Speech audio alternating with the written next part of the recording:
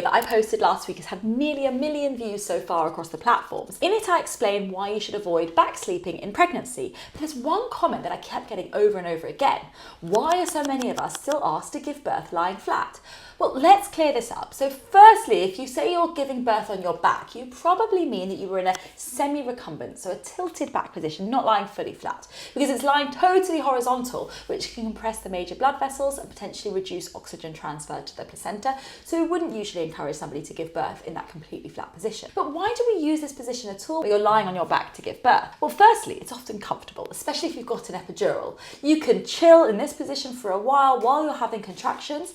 It's also a good position if your doctors recommend you having some monitoring for your baby's heart rate and your contractions without those probes getting in your way too much.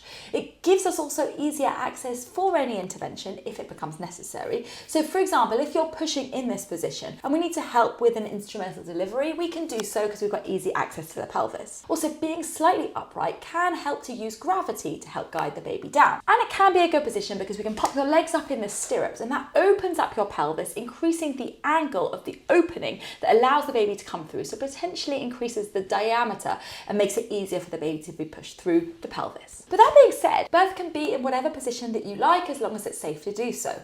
So you can walk, you can squat, you can kneel, you can get on your hands and knees, you can even labour in water. There's a Cochrane review that suggested that if you don't already have an epidural, then offering upright positions for pushing, like squatting or standing or kneeling, can actually potentially lead to shorter labours and fewer interventions, like less chance of needing an episiotomy or an instrumental birth. But your safest position is the one that keeps you and baby safest and feels best for you. So if you want to be chilling upright on your back, that's great. If you prefer to get up and move around, that's also good. So let me know, what position did you give birth in?